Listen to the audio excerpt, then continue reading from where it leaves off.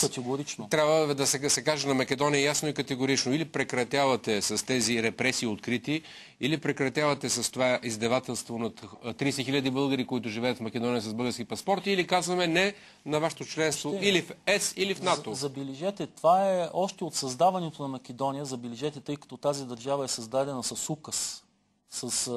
Забележете, не е възникнала като нормална държава, е създадена с указ. 1945 година, 1945 година, когато се създава Република Македония.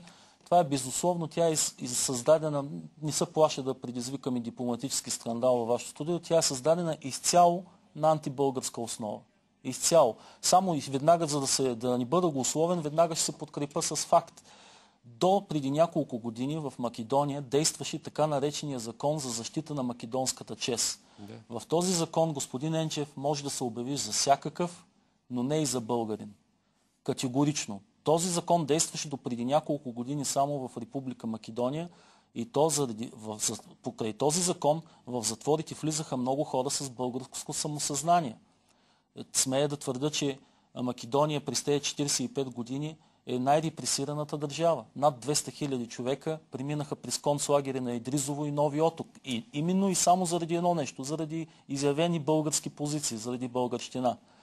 Това, което не съм съгласен с външният министър е по втората му тема по изказването. Ние на всяка цена трябва да одобрим европейските перспективи пред Македония. Да, аз тук съм съгласен. Да, Македония един ден трябва да влезе в Европейския съюз, но при определени условия. Значи и до ден днешен нищо старо не е забравено там. И безспорен факт е, че голяма част в официалните учебници за тяхните дечица пишат абсурдни неща спрямо България. Значи те крадат цели векове от нашата история. Имайте напреди, това са много сериозни неща. Не може Самуил да е македонският цар, а Паисий да е македонец. Ами вижте, нашето българско възраждане е започнало именно от Македония. Братя Миладинови, Кузман Шапкарев, Джинот, Григор Пърличев и така нататък. Това са плеяда от българи, родолюбци, които подемат българското възраждане. Люлката на българското възраждане, забележете, Паисий, разбира се, люлката на българското възраждане се намира в Македония. Значи ние, ако позволим Македония в грубия смисъл да открадне част от нашата история, ние на практика отричаме българската държавност и изобщо съществуването на българската държава.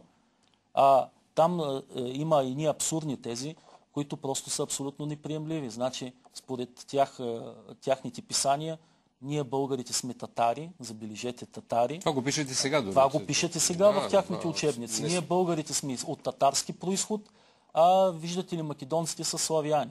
Пълни, абсолютни глупости. Знаете ли, предлагам да припомня на нашите зрители, за да не би случайно той да се откаже от тези свои думи, но като историк едва ли има това право. Става дума за държавния глава Георги Първанов, който преди една година направи едно изявление във връзка с българо-македонските отношения и с европейските перспективи на Македония, които в днешния ден, в тези последни дни, когато Румяна Желева, Мари Райков и Бойко Борисов твърдо заявяват, че въпреки този терор в Македония, ние подкрепяме Скопие за членство в Европейския съюз. Вижте преди една година, уважаеми зрители, на една пресконференция, какво заяви държавният глава Георги Първанов. Ако той е последователен, сега отново трябва да излезе с подобно изявление и да каже на министър-председателя Бойко Борисов това, да го повтори още веднъж. Чуйте какво каза преди една година държавният глава Георги Първанов за европейските перспективи на Македония. Видео.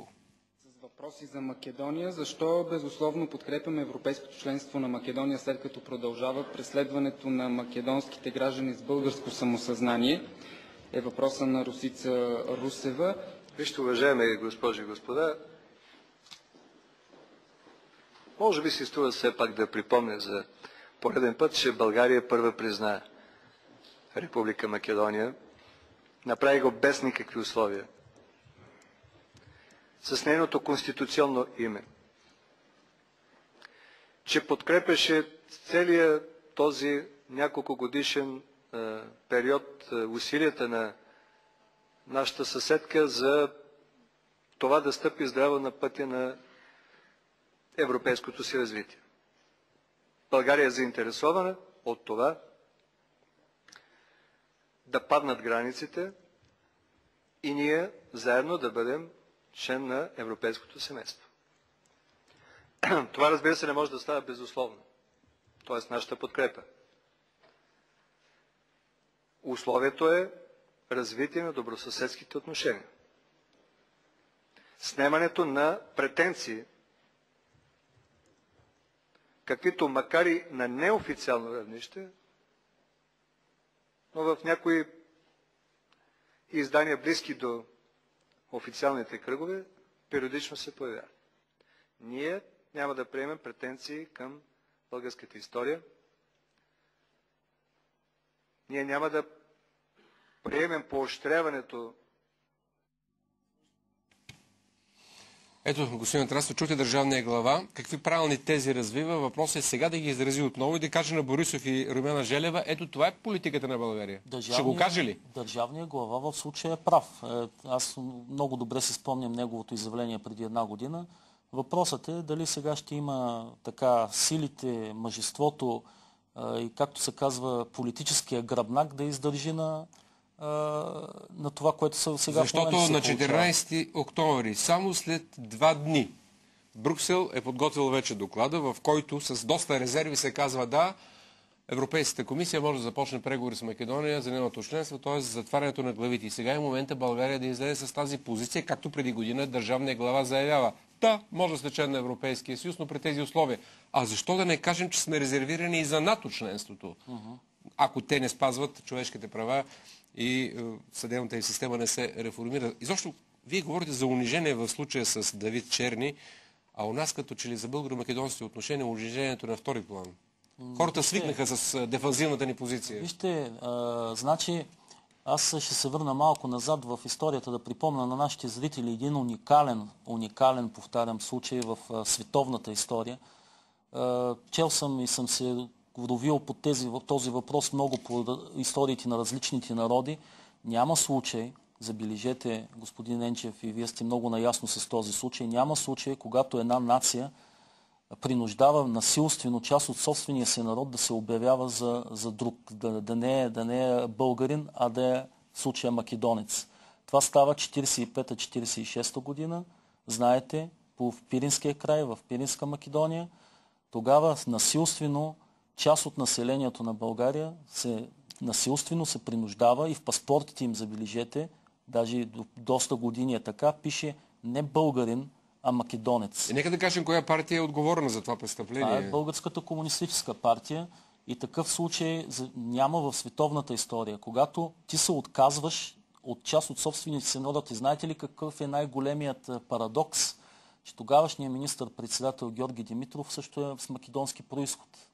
Знаете, той е с 100% македонски происход.